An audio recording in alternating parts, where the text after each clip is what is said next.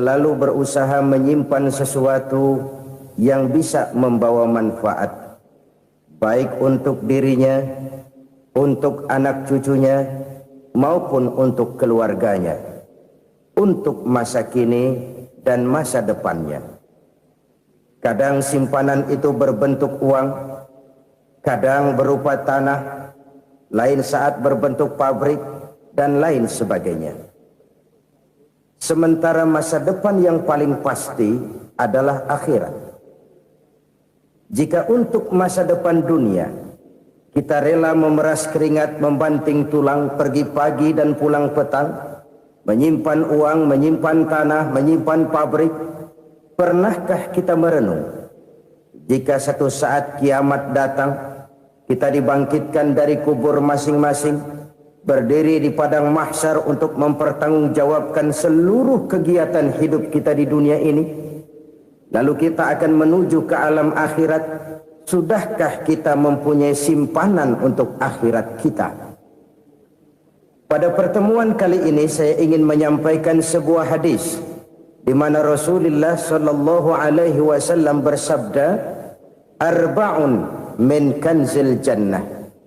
Simpanan sorga ada 4 macam.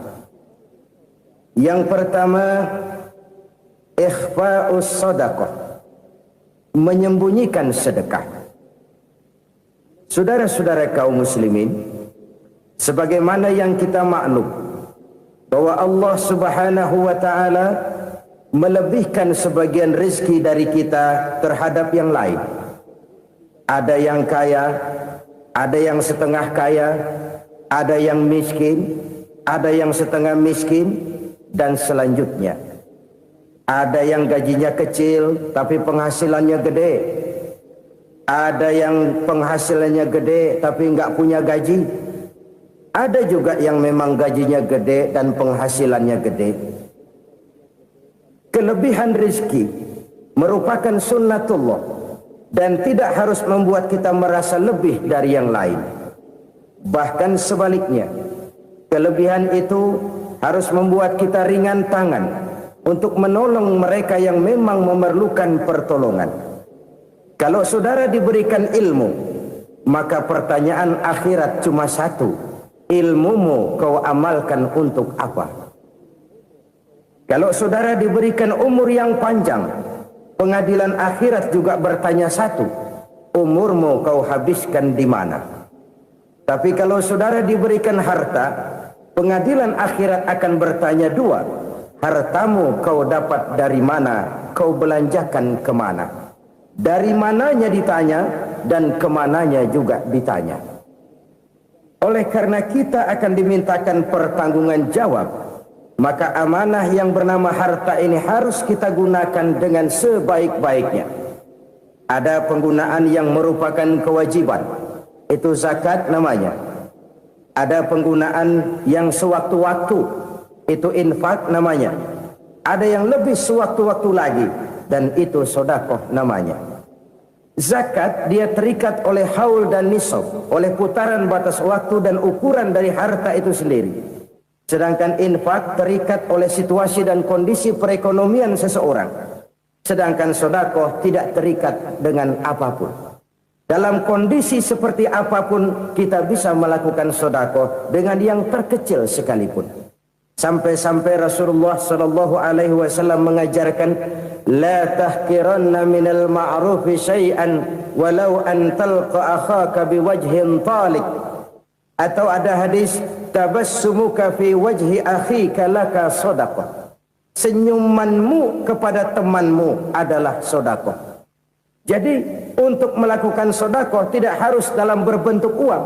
Dengan ilmu kita bisa sedekah, dengan tenaga kita bisa bersedekah, dengan pikiran kita bisa bersedekah, bahkan senyum kepada teman itu pun sedekah.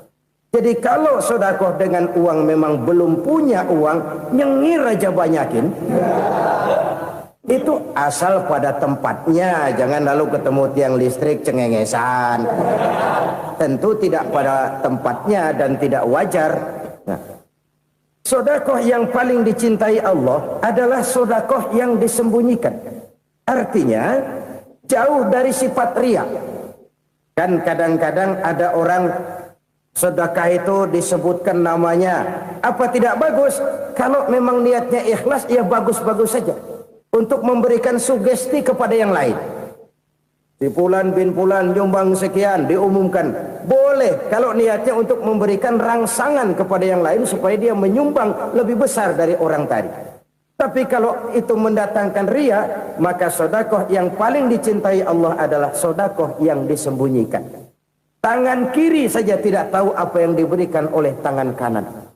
Sedekah yang dilakukan dengan ikhlas akan merupakan perbendaharaan surga, tersembunyi dari pandangan orang lain, tidak seorang pun tahu. Karena memang sikap yang baik adalah melupakan kebaikan dan mengingat kesalahan. Itu salah satu ciri orang bahagia.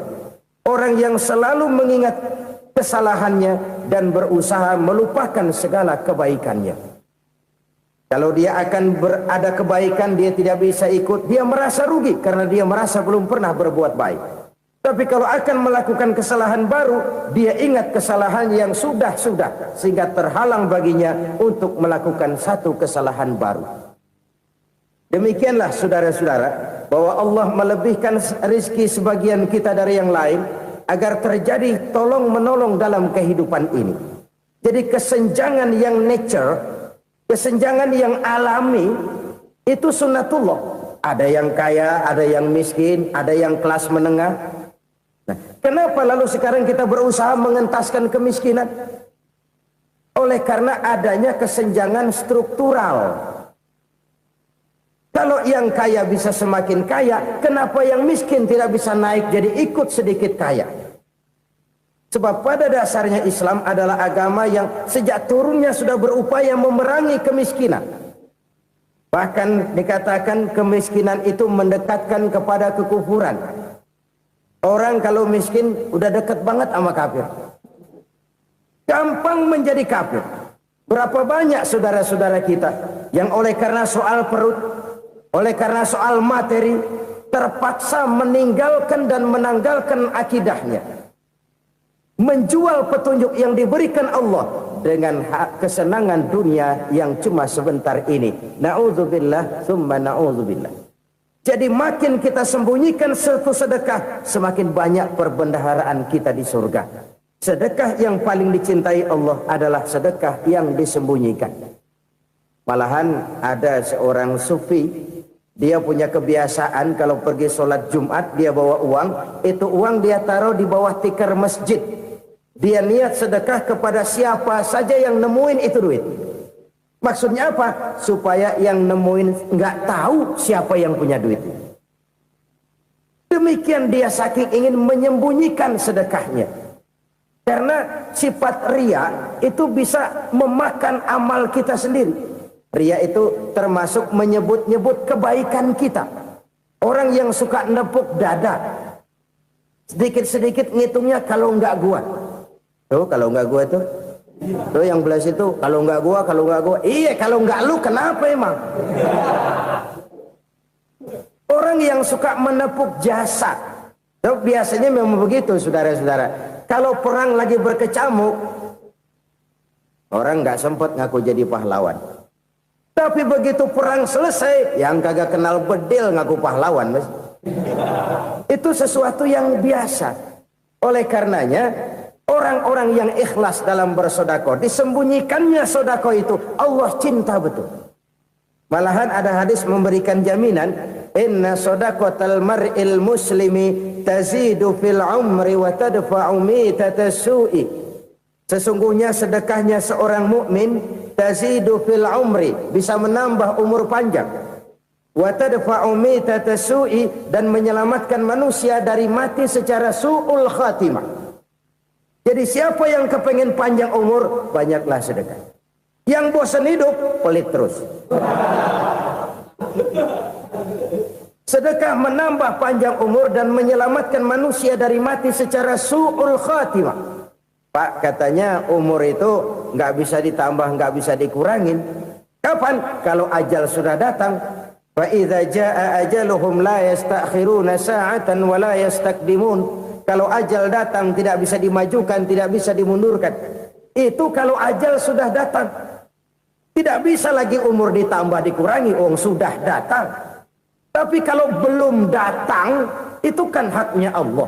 Mau ditambah, mau dikurangi, hak prerogatif Allah. Sebagai pencipta manusia, Allah maha kuasa dan maha mampu. Sedekah ini menambah panjang umur dan menyelamatkan manusia dari mati secara su'ul khatimah. Itu orang mati kan sama ya, kondisinya mati, nggak nafas. Tapi hakikat mati kan lain-lain. Ada yang mati itu husnul khatimah, baik akhirnya. Misalnya lagi ngaji mati, lagi sholat mati, lagi sedekah mati. Ini yang dinamakan dengan husnul khatimah, baik di akhirnya. Sebaliknya ada yang su'ul khatimah, jelek di akhirnya. Ini yang jadi catatan akhir. Lagi nyekek botol, mampus. Lagi banting kartu, modar. Su'ul khatimah, jelek pada akhirnya. Sedekah menyelamatkan manusia dari mati secara su'ul khatimah. Dan kita semua kepengen mendapat husnul khatimah, jauh dari su'ul khatimah.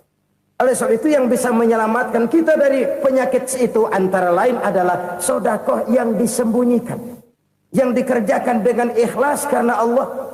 Tidak karena kepengen dipuji orang, tidak karena ingin dikatakan orang pemurah, sebab orang dermawan itu orang yang memberi tanpa harus diminta. Kalau masih harus diminta, ya belum dermawan namanya, masih harus diminta.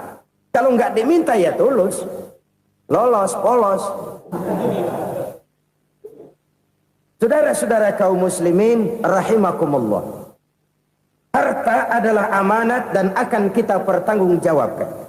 Allah melebihkan rizki sebagian kita dari yang lain agar kita saling tolong menolong, bantu membantu.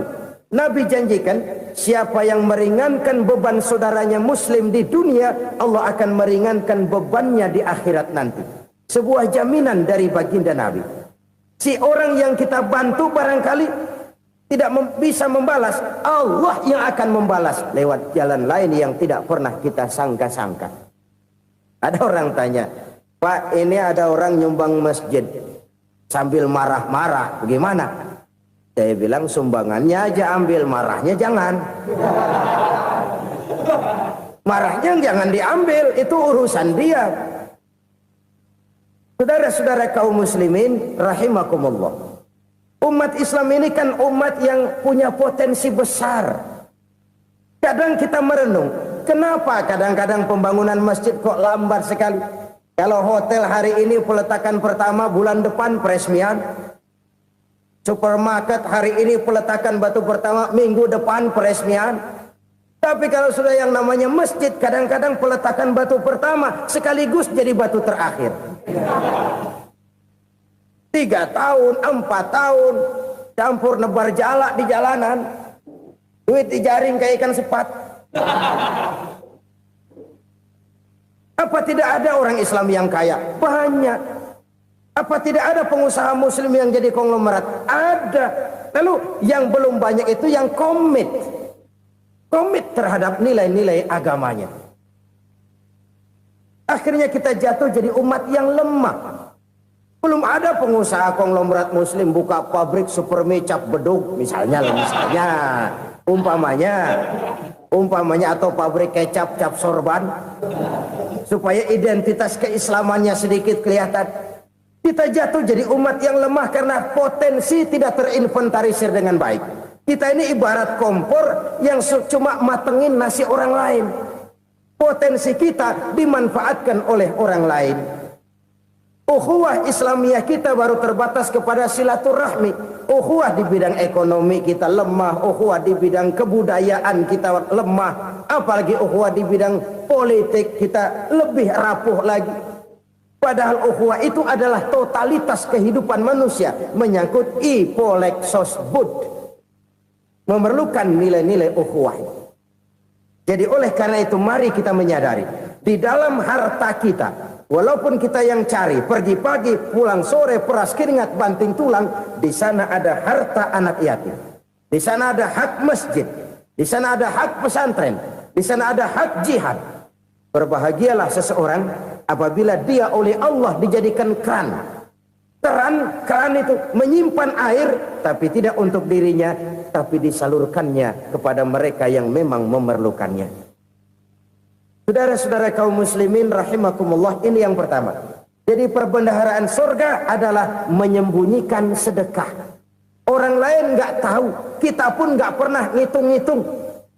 Kita anggap lewat begitu saja, padahal itu deposit akhirat. Satu. Yang kedua, perbendaharaan surga itu apa? Wa kitmanul musibah, menyembunyikan kesulitan. Kadang orang takut menghadapi kesulitan. Tapi makin kita merenung, hidup ini kan sebenarnya urusan. Takut sama urusan, ya jangan hidup.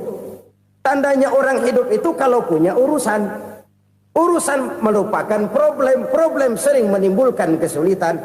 Kesulitan bukan untuk ditakuti, tapi untuk diatasi dan dicarikan jalan keluarnya. Siapa sih orangnya yang nggak pernah sulit-sulit? Makin tinggi status sosialnya, makin gede urusannya. Makin tinggi kualitas imannya, makin berat tingkat kesulitannya.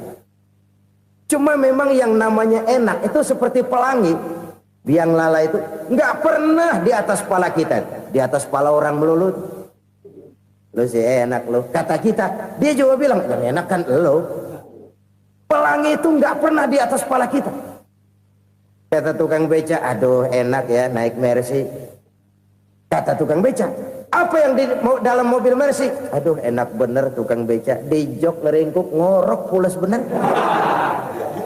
Saya kamar pakai AC, sejuk, tempat tidur sutra, empuk, alga, spring bed, gula kulik, nggak bisa pules kalau belum minum Valium, belum tidur. Enak bener tukang beca, di jok ngorok nggak tahu wetan kulon. Si tukang beca bilang yang di Mercy enak, yang di Mercy bilang tukang beca enak. Inilah enak. Nggak pernah di atas kepala kita. Di atas kepala orang lain melulu enak itu. Nah, saudara-saudara, yang merupakan perbendaharaan surga itu orang yang bisa menyembunyikan kesulitan. Baik pribadi ataupun rumah tangga. Nih terutama rumah tangga yang jadi soalnya. Kadang-kadang kita ini kalau senang, sebaliknya. Kalau senang kita diam. Kalem aja, cuek. Banyak banget duit kita, bawaan diam aja udah. Malah ketemu orang takut. Tapi begitu susah, sekampung tahu. Padahal Nabi mengajarkan perbendaharaan surga itu menyembunyikan musibah, menyembunyikan kesulitan. Kalau enak, cerita sama orang-orang. Kalau nggak enak, rasain sendiri, tekan sendiri, atasin sendiri. Kita kan sebaliknya. Senang kita diam. Asal lagi susah, paling tidak kita nyari teman buat cerita kesusahan. Siapa orangnya yang nggak pernah susah? Cuma soalnya bagaimana kita mengatasi kesusahan itu sendiri. Begitu juga misalnya kalau orang sudah berumah tangga, itu orang tuanya harus menjadi tempat dia cerita yang enak-enak saja. Yang nggak enak rasain berdua, selesaikan berdua, atasin berdua. Jangan dibalik. Asal senang diam, giliran susah saja. Maknya laporan. Terbalik. Bisa menjaga security informasi. Maka nama bayam keluar diam. Malah seluitan. Enak amat lo makan daging ayam. Security informasi. Saudara-saudara kaum muslimin rahimakumullah. Ujian yang terberat itu yang pernah diberikan kepada para nabi, para rasul, para aulia, para ulama. Makin tinggi keimanan, makin berat bentuk kesulitan. Ayo saya kemukakan satu contoh saja. Ada seorang nabi yang kaya, nabi kaya, namanya Nabi Ayub. Iblis kalau orang begini kan keki, ibadahnya rajin, kaya. Nih yang kayak begini susah digodain. Kalau ibadahnya rajin, miskin, kali bisa disogok. Sini imannya mantap, ibadahnya rajin, kaya, nabi lagi. Oh, tapi namanya iblis nggak kurang akal, laporan, Tuhan, kenapa Les? Ya ini bahasa saya, bahasa Qurannya sih nggak gitu. Itu hambamu yang namanya Ayub, dia rajin ibadah cuma karena dikasih kaya aja. Coba kasih miskin dia, berhenti dia sembahyang. Ah, kamu bisa aja. Saya tahu Ayub itu hambaku yang ikhlas. Saya buktiin Tuhan, silahkan. Dibuktiinlah, iblis turun ke alam ini. Yang mula-mula dia lakukan, dia rusak sawah ladang Nabi Ayub. Dia binasakan binatang ternak Nabi Ayub. Sehingga dalam waktu singkat, jatuhlah Nabi Ayub dari orang paling kaya jadi orang paling miskin. Beliau masih ibadah di mihrab dalam masjid. Datang iblis. Saudara Ayub, ya, lagi ngapain? Ibadah. Nyembah Allah, nyembah Allah. Oh, percuma. Kenapa? Tuhan yang ente sembah nih, dia udah bikin miskin ente.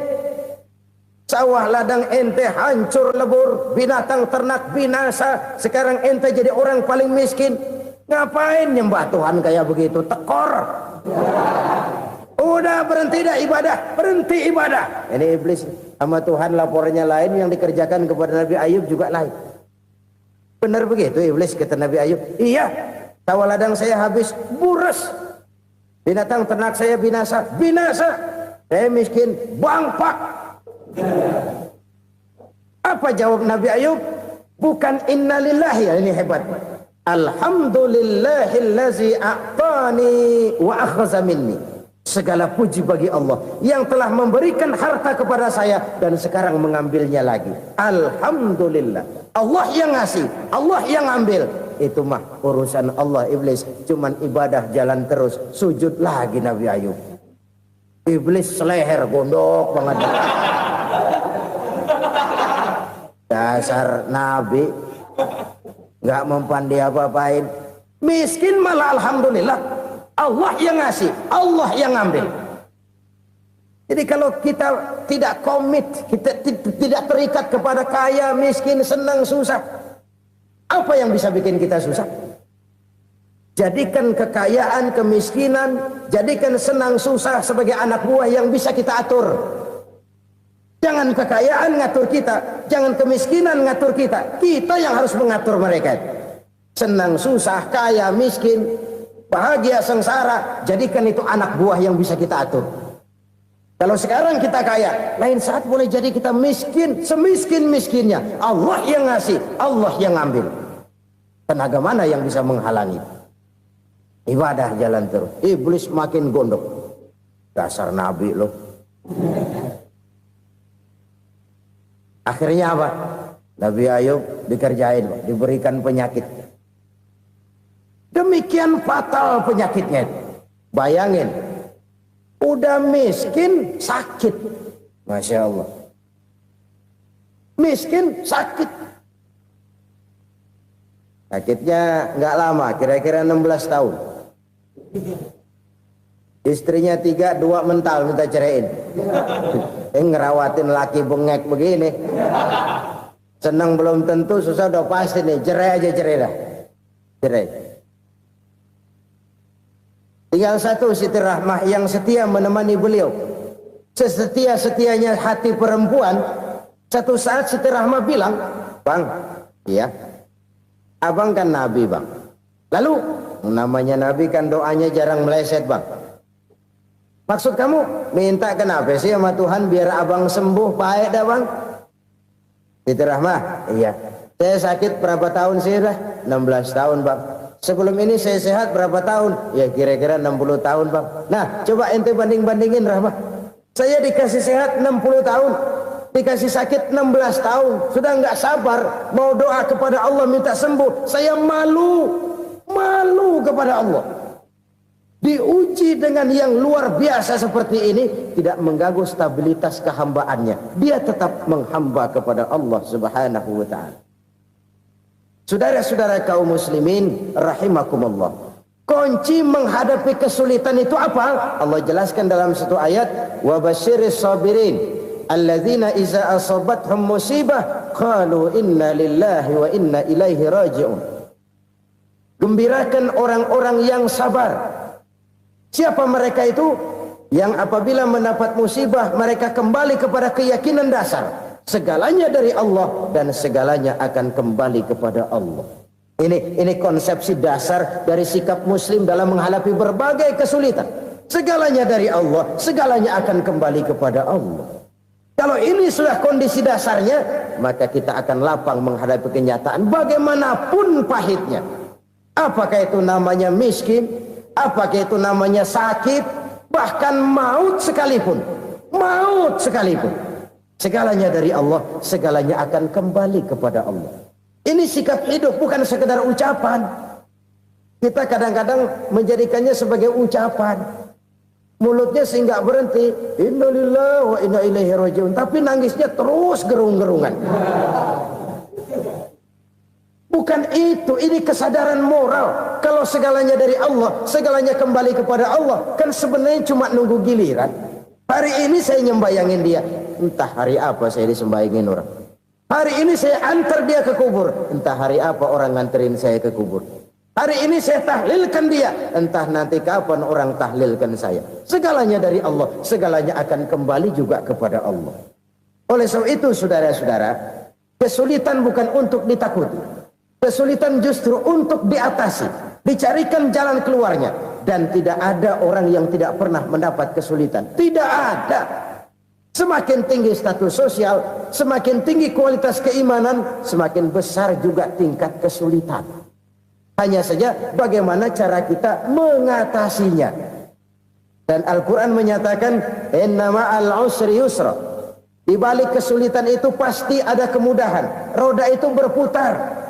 Karena itu Rasulullah sallallahu alaihi wasallam mengingatkan kepada kita, ta'arraf ilallahi firraha ya'rifka fisyiddah.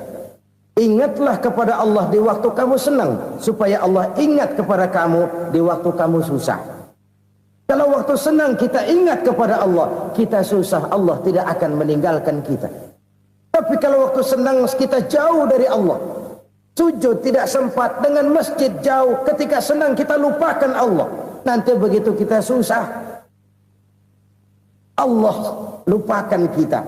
Dan itu menyakitkan. Oleh karena itu orang-orang tua kita dulu bilang, kalau lagi sehat ingat-ingat lu bakal sakit nanti. Kalau lagi kaya ingat-ingat satu saat kita bakal jatuh miskin. Bahkan kalau lagi muda ingat-ingat kita bakal tua. Dan yang terpenting, kalau lagi hidup ingat-ingat kita bakal mati. Saudara-saudara kaum muslimin rahimakumullah. Jadi yang kedua yang merupakan perbendaharaan surga, menyembunyikan musibah. Saudara-saudara kaum muslimin rahimakumullah. Hal ketiga yang merupakan perbendaharaan surga adalah wasilatur rahmi. Orang yang suka bersilaturahmi. Sebagaimana yang kita maklum bahwa manusia adalah makhluk yang disebut zon politika. Makhluk sosial yang tidak mungkin hidup sendiri-sendiri. Betapa dan siapapun kita memerlukan orang lain. Bodoh betul manusia kalau tinggal di tengah masyarakat tapi tidak mau bermasyarakat. Merasa hebat sendiri, pintar sendiri, gagah sendiri, kaya sendiri. Mungkin kalau mati juga ngubur sendiri. Jangankan kita di sini, di sorga saja Nabi Adam waktu sendirian bengong melulu, mondar mandir. Allah tegur dalam sepi dam. Ya ini kalau bahasa saya. Iya Tuhan, sepi ini nggak ada coret-corekan pisan ini. Diciptakan Siti Hawa baru anteng Nabi Adam. Itu di sorga. Cobalah. Umpamanya saudara tinggal di Jakarta nih. Kayak bener. Apaan aja di Jakarta punya saudara dah. Jembatan Semanggi ambil. Monas buntel bawa pulang. Hotel-hotel ambil semua. Cuman tinggal di Jakarta sendirian, apa enaknya? Betapa dan siapapun kita perlu orang lain. Tidak ada seorang pun yang bisa memenuhi kebutuhan hidupnya secara sendiri-sendiri. Nah, Islam telah menyelamatkan manusia dari ras diskriminasi. Mengikat manusia dengan persaudaraan yang berlandaskan kepada akidah. Karena itu dianjurkan bersilaturahmi. Bahkan Nabi menyatakan, man arada ayyubsata lahu fi rizqihi wa yunsa'a fi atharihi falyasil rahimah. Siapa yang kepengen diluaskan rezekinya dan dipanjangkan usianya, banyaklah ia bersilaturahmi. Siapa yang kepengen dimudahkan rezekinya, hendaknya ia banyak bersilaturahmi. Kalau banyak teman, kesulitan kan paling tidak ada tempat cerita. Udah susah, sendirian kita pikirin diri, nggak ada tempat tukar pikiran. Cepet banget sama bengek. Dilawan sendiri. Nah, secara makro kita bisa berkata, tidak mungkin ada kemenangan kalau tidak ada kekuatan. Tidak ada kekuatan kalau tidak ada kesatuan dan persatuan. Tidak mungkin ada kesatuan dan persatuan tanpa semangat silaturahmi. Kalau umat Islam mau menang, dia harus kuat. Kalau umat Islam mau kuat, dia harus bersatu. Kalau umat Islam mau bersatu, dia harus membudayakan silaturahmi ini. Bahkan sampai-sampai kata Nabi, kalau bisa cari nilai tambah. Apa? Silman qata'ak. Bersilaturahmilah kau kepada orang yang marah denganmu. Masya Allah, indahnya ajaran agama kita. Orang yang marah pun kepada kita, kata Nabi, kalau bisa bersilaturahmilah kepadanya. Kepada orang yang marah itu. Di situ nilai tambah. Cuman jujur nih hadis, ngucapinnya gampang, ngamalinnya yang berat banget. Orang marah sama kita, kita disuruh silaturahmi. Ada apa malu? Lu marah, ada gua marahan lagi. Gue pikirin. Saudara-saudara kaum muslimin rahimakumullah. Tapi ini yang diajarkan, bahkan ini yang dicontohkan oleh baginda Rasul. Bagaimana begitu mudah, misalnya satu saat Abu Jahal ini ngatur strategi bagaimana bikin Muhammad celaka. Dia gali lubang di depan tempat tidurnya. Dia tutupin daun korma. Terus dia panggil seseorang, ke sini. Kasih tahu Muhammad, pamannya sakit keras, minta ditengokin. Berangkat orang ini ke sana. Muhammad, labbaik. Pamanmu sakit keras, dia minta ditengokin. Baik, saya akan datang menjenguk beliau. Berangkatlah Nabi ke rumah Abu Jahal tanpa prasangka apapun. Abu Jahal udah pasang setil, selimut 3 rangkap setengah dia pakai, persis kayak orang meriang. Tapi sembari ngintip dari balik selimut, begitu Muhammad buka pintu, nah masuk perangkap nih. Muhammad jalan menuju tempat pembaringan. Makin lama makin dekat, makin lama makin dekat, makin dekat ke lubang yang dipasang oleh Abu Jahal itu. Dalam hati Abu Jahal, terus dah jatuh, mampus dah lo ini. Mampus lo hari ini nih. Apa yang terjadi? Malaikat Jibril datang. Muhammad, pamanmu cuma pura-pura sakit. Di depan tempat tidurnya ada lubang perangkap supaya kamu jatuh ke situ. Sudah, kamu pulang. Balik kanan Nabi. Sudah hampir jatuh ke lubang, balik kanan, pulang. Bayangin kecewanya Abu Jahal. Muhammad dikit lagi, Muhammad dikit lagi. Enggak paman, saya pulang aja. Emosi bangun dari tempat tidur, enggak sadar kalau lagi pura-pura sakit. Lompat ngejar Nabi, dia lupa dengan lubang yang dia gali. Pusrak, nyemplung sendiri ke dalam lubang.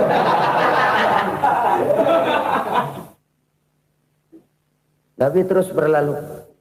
Ini terjadi keanehan. Jatuh ke lubang yang dia gali itu sebenarnya nggak terlalu dalam ya, antara 3-4 meteran lah. Tolong saya jatuh ke lubang ini. Datanglah pelayan-pelayannya itu. Angkat saya dari sini. Oh, yang ngulurin tambang. Satu gulung, belum juga nyampe itu tambang. Kurang, beli lagi ke warung. Sambung, ulur lagi, nggak juga bisa sampai. Wah, ini kerjaan Muhammad ini. Tolong, siapa salah seorang kamu ke rumah Muhammad, kasih tahu encangnya kecebur. Minta ditolongin. Sampaikan kepada Rasul. Kenapa? Pamanmu jatuh ke lubang, Muhammad minta tolong diangkatin. Tambang udah nyambung-nyambung nggak nyampe juga. Ya, nanti saya datang, saya tolong. Cobain. Nyata-nyata orang berniat jahat mau mencelakakan dia. Datang dia menolong. Ini yang disebut air tuba dibalas air susu ya ini. Bukan sebaliknya. Air tuba dibalas air susu. Paman, kecebur ya? Iya Muhammad, tolong ini. Pegang tangan saya. Nabi ulurkan tangannya. Nyampe. Dipegang oleh Abu Jahal. Diangkat ke atas. Sampai atas. Apa kata Abu Jahal? Sihirmu memang hebat Muhammad. Udah ditolongin dikata sihir. Yang enak kita kemplang kan itu orang begitu. Urusan apa? Tapi inilah akhlak. Kalau bisa kamu bersilaturahmilah dengan orang yang marah kepadamu sekalipun. Orang marah kita tetap baik. So, kalau kita berbuat baik sama orang yang memang baik, rasanya sih biasa-biasa aja. Orang baik kita baik lagi, ya draw aja, belum ada nilai tambah di situ. Baru ada nilai tambah kalau kita bisa berbuat baik kepada orang yang nyakitin kita. Itu namanya kita setingkat di atas dia. Dia sakitin kita, kita berbuat baik sama dia. Dia pelit sama kita, kita baik sama dia. Dia marahin kita, kita deketin dia. Di situ kita punya nilai tambah. Jadi siapa yang ingin diluaskan rezekinya kata Nabi dan dipanjangkan umurnya, hendaklah ia banyak-banyak bersilaturahmi. Sederhana sebenarnya silaturahmi, tapi silaturahmi membangkitkan semangat kesatuan dan persatuan.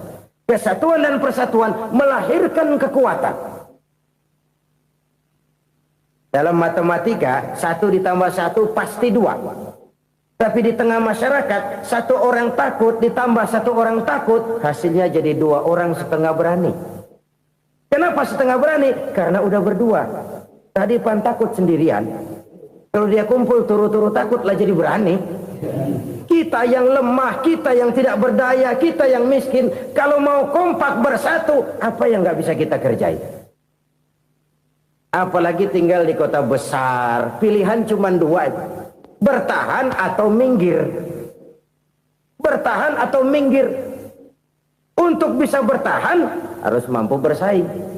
Untuk mampu bersaing harus punya keahlian. Keahlian harus ditunjang dengan pendidikan, ditambah oleh kekompakan sebagai umat. Udah miskin mencar mulu, orang injak kita. Orang nggak pandang urusan apa malu. Oleh karena itu silaturahmi pada hakikatnya merupakan roh dari ukhuwah yang diajarkan oleh agama kita. Bagaimana Islam menyelamatkan masyarakat manusia dari ras diskriminasi, mengikat manusia, dan tidak ada persaudaraan yang lebih indah selain persaudaraan yang diikat dengan nilai-nilai akidah. Sepanjang orang di jalan Allah, itulah saudara kita. Keluar dia dari jalan Allah, selesailah persaudaraan sampai di situ. Karena itu, kalau ingin menyimpan sesuatu di surga, banyaklah bersilaturahmi. Datang ke rumah ini, datang ke rumah itu, dan lain sebagainya. Itu simpanan kita di akhirat nanti. Ini yang ketiga. Saudara-saudara, yang keempat, perbendaharaan surga itu apa? Wa qawlu la hawla wa la quwwata illa billah. Ucapan la hawla wa la quwwata illa billah. Ibadah kan ada yang berat, modalnya besar. Bangun masjid berat, modalnya besar. Bangun rumah sakit berat, modalnya besar. Ada ibadah yang berat, tapi modalnya ringan. Misalnya puasa. Puasa itu berat, mengendalikan nafsu. Kalau sekedar nggak makan nggak minum sih enteng, mengendalikan nafsu itu jihad terbesar. Tapi kan modalnya ringan, cuma niat saja. Ini ibadah berat, modalnya ringan. Ada ibadah yang ringan, modalnya juga enteng. Seperti termasuk ucapan la haula wa la quwwata illa billah. Tanpa sadar, la haula wa la quwwata illa billah. Nyelengin tuh di surga. Nyelengin, kita nggak terasa. Nyelengin simpenan akhirat. La haula wa la quwwata illa billah. Nyimpan lagi. Kaget, la haula wa la quwwata illa billah. Nyimpan lagi. Banyak simpenan. Walaupun sebenarnya yang dimaksud di sini adalah kesadaran batin. Bahwa tidak ada daya dan kekuatan kecuali Allah. Itu intinya. Kita memulai pekerjaan disunahkan baca bismillah. Kan begitu. Apa itu? Kesadaran moral. Bahwa ini saya bisa kerjakan. Saya kerjakan ini dengan menyebut nama Allah. Kenapa? Kalau Allah tidak memberikan daya dan kekuatan, mana mampu saya kerjakan ini. Maka saya kerjakan ini dengan menyebut nama Allah. Bismillah. Kesadaran moral. Manusia hanya wajib berusaha, tapi nggak pernah wajib berhasil. Banyak hal-hal yang kalau kita renungkan secara rasio nggak mungkin. Tapi jadi kenyataan. La haula wa la quwata illa billah. Tidak ada daya dan kekuatan kecuali bagi Allah semata-mata. Kesadaran moral akan kelemahan dan keterbatasan makhluk bernama manusia. Kadang kita kagum dengan otak, tapi kita sering lupa sama yang bikin otak. Padahal bagaimanapun hebatnya otak, yang bikin otak pasti lebih hebat dari otak. Nggak percaya, silahkan otak-otakan. Inilah kecenderungan. Kita kagum dengan pesawat-pesawat mutakhir, bukan main besi gede banget terbang itu. Alangkah hebatnya. Lalu apa yang bikin otak tidak lebih hebat dari itu semua? Kita puji laut. Apa yang bikin laut tidak lebih hebat dari laut itu? La haula wa la quwata illa billah. Tidak ada daya dan kekuatan kecuali Allah. Apa yang bisa kita lakukan kalau tidak karena daya dan kemampuan yang diberikan oleh Allah kepada kita? Lahirlah sikap tawadu, rendah hati, tidak melonjak menjadi angkuh dan sombong, sadar akan kelemahan dan keterbatasan diri sebagai makhluk yang diciptakan oleh Allah Subhanahu wa taala. Jadi satu sisi ini ucapan yang berpahala, la haula, jadi wiridan. Pada sisi lain ini kesadaran moral, sikap mental, kesadaran batin bahwa yang punya daya dan kekuatan itu cuma Allah. Kita nggak pantas untuk sombong, sebab sombong itu pakaiannya Allah. Kita nggak sedang pakai pakaian Allah, kegedean. Dan makin kita renungi, makin terbentur. Apa sih yang bisa kita sombongin? Kita mau sombong apa? Kaya, pintar, itu kan semua relatif. Di atas langit masih ada langit lagi. Jadi oleh karenanya, marilah kita menyadari. Manusia hanya wajib berusaha, tapi tidak pernah wajib berhasil. Yang berusaha saja tidak wajib berhasil, apalagi yang tidak berusaha. Islam bukan agama orang pemalas yang selesai sholat lalu enggelohom, enggelenggem ayem-ayem. Tapi Islam bukan agama orang sombong yang setelah berusaha lalu tidak memerlukan Allah. Kita bisa saja bikin proyeksi, tahun sekian kita bakal panen besar menurut perhitungan otak. Tapi ada kejadian lain. Apa? Tikus ngambek. Habis itu dimakanin tikus, panen gagal. Proyeksi rasional gagal oleh tikus-tikus yang ngambek itu. Bisa saja terjadi. Tahun depan kita panen besar, urung. Kenapa? Musim panas panjang. Dan sekarang ini koran-koran bikin berita musim mengalami penyelewengan.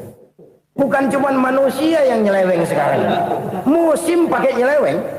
Mestinya kan musim hujan udah selesai, masih hujan-hujan juga. Musim. Nah sekarang kita boleh bikin proyeksi, kita bakal panen besar. Tahu-tahu musim panas panjang, sawah retak, air kering.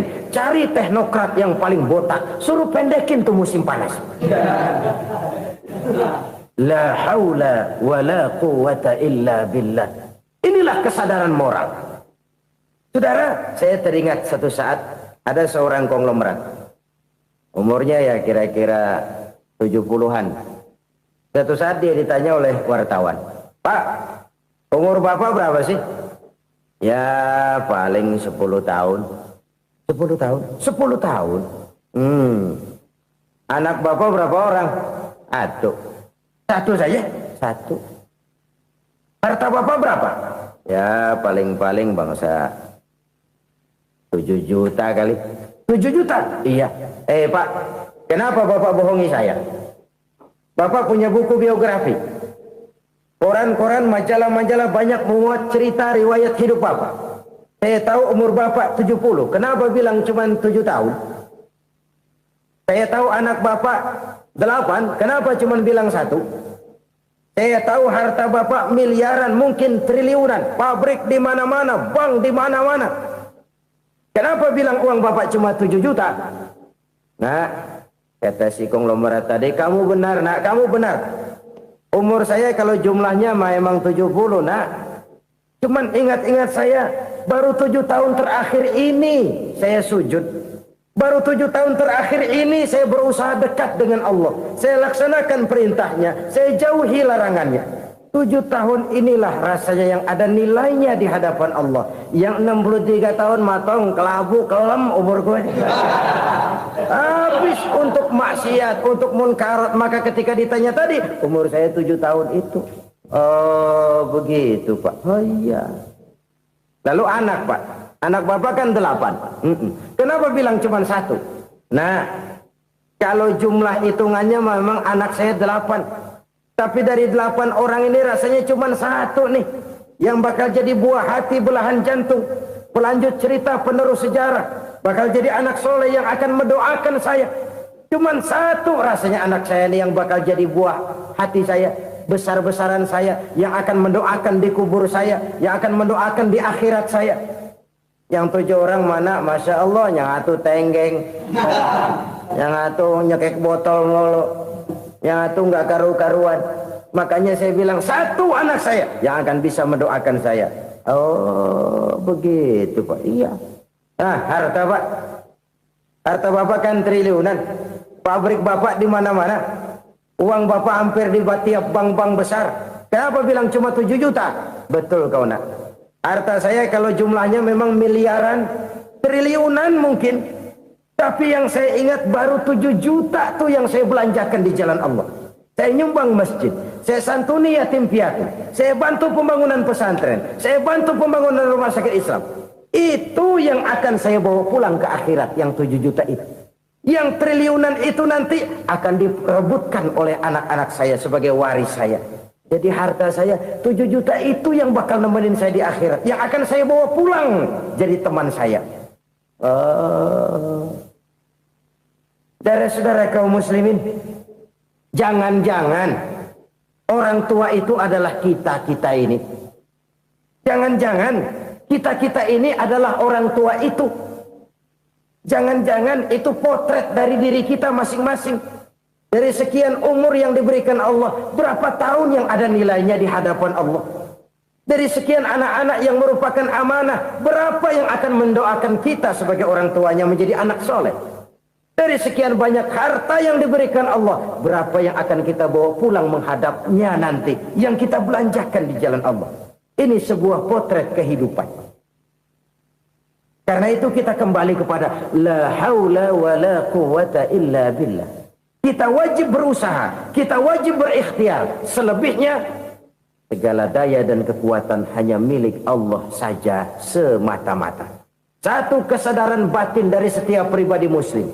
Setelah ia berusaha dan berikhtiar, ia menyerahkannya kepada Allah Subhanahu wa ta'ala. Jadi, satu sisi ini merupakan wiridan ucapan yang mengandung pahala. Pada sisi lain, ini merupakan sikap batin dari seorang muslim di dalam ia menghadapi realitas kehidupan ini.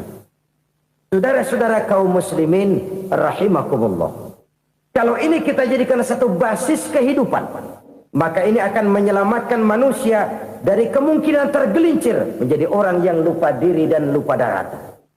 Sebab itu Imamul Ghazali berpesan, jadidis safinah fa innal bahra amiq.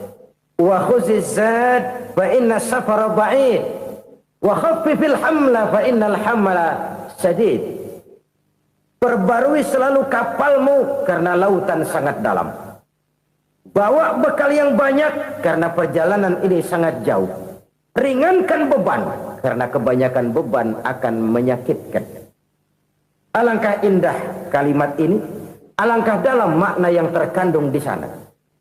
Perbarui selalu kapalmu karena lautan sangat dalam. Apa artinya ini? Jaga mentalmu baik-baik. Pelihara imanmu baik-baik. Karena hidup penuh cobaan. Seperti lautan. Kita kalau berlayar di lautan kan kadang-kadang tenang. Angin bertiup sepoi-sepoi basah. Jika malam datang bintang gemintang bertabur menghias cakrawala. rembulan memantulkan sinarnya dengan indah. Dalam keadaan begitu berlayar enak. Tapi lain saat ombak menggunung, halilintar menyambar, angin topan bertiup. Berapa banyak sudah saudara-saudara kita yang tenggelam di lautan dunia tanpa sadar bahwa dia belum sampai kepada pantai yang akan dituju. Berapa banyak sudah saudara-saudara kita yang tenggelam di lautan dunia ini tanpa sempat bangkit lagi.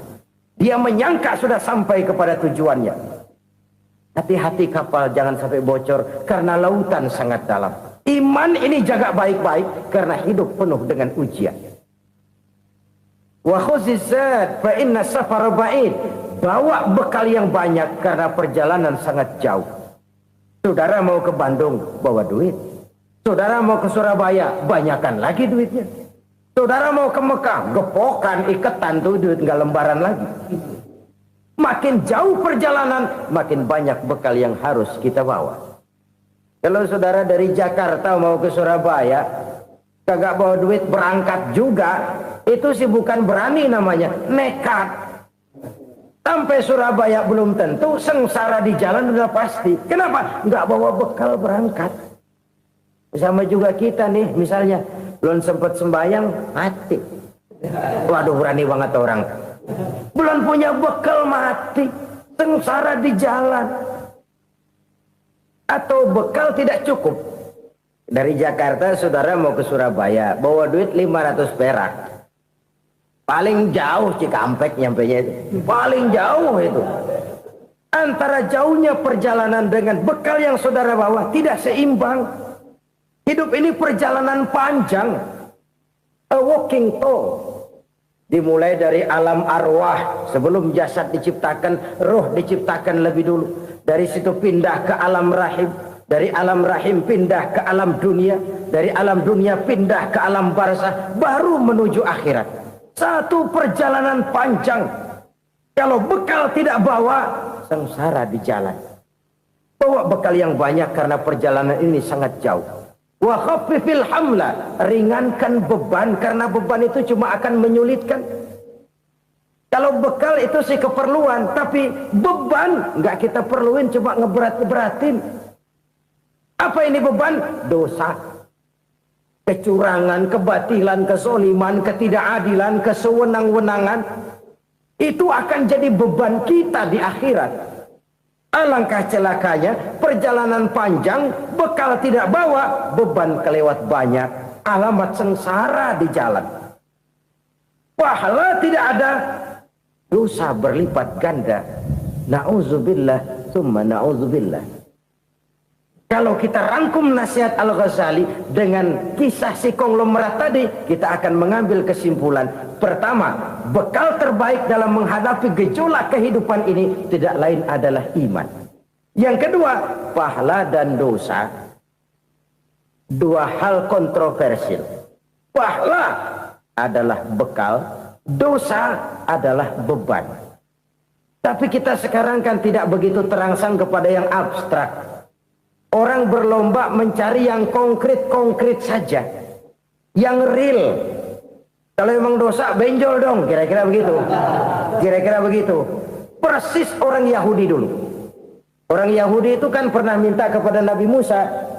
Ya Musa, lan nu'mina laka hatta narallaha jahrah. Musa, kami nggak bakal mau beriman kepada Allah kalau belum kami lihat Allah ada nongkrong di depan kami. Kalau memang Tuhan ada, taruh dong di depan kami. Mau yang konkret-konkret saja. Kalau memang dosa, benjol dong. Kalau memang pahala, berasa dong. Orang terangsang kepada yang real, yang konkret-konkret saja. Karena itu, untuk mengejar dosa, orang mau bayar. Tapi untuk mengejar pahala, walaupun tidak bayar, orang segan. Ini yang dikatakan oleh Nabi, kamu mengharapkan ke surga, tapi kamu berat melaksanakan sesuatu yang bisa membawa kamu ke surga. Kamu ingin jauh dari neraka, tapi tiap saat kamu lakukan perbuatan-perbuatan yang justru menjerumuskan kamu ke neraka. Idda'aitum an-najata minan nar wa ramaitum fiha anfusakum. Kamu ingin selamat dari neraka, tapi kamu lemparkan diri kamu ke neraka. Kamu ingin masuk surga, tapi berat sekali kamu melakukan perbuatan-perbuatan yang bisa menyampaikan kamu di surga. Saudara-saudara kaum muslimin rahimakumullah. Jadi hal keempat yang merupakan perbendaharaan surga adalah la haula wa la quwata illa billah. Satu sisi ini merupakan ucapan yang memperberat timbangan akhirat. Pada sisi lain ini merupakan sikap hidup seorang muslim. Kesadaran batin yang sangat dalam bahwa tidak ada daya dan kekuatan kecuali Allah. Dan itu kita simbolkan pada saat memulai pekerjaan dengan Bismillah, dengan menyebut nama Allah. Satu kesadaran moral, saya hanya bisa melakukan ini karena diberikan daya dan kekuatan oleh Allah. Lahirlah sikap tawadu, rendah hati, tidak melonjak menjadi angkuh dan sombong. Saudara-saudara, sampai sini dulu jumpa kita kali ini. Semoga 4 perbendaharaan surga ini dapat kita lakukan, yang kelak akan merupakan bekal kita di kemudian hari nanti. Amin ya rabbal alamin. Terima kasih atas segala perhatian. Mohon maaf atas segala kekurangan. Usikum wa iyaya bitaqwallah. Wassalamualaikum warahmatullahi wabarakatuh. Waalaikumsalam.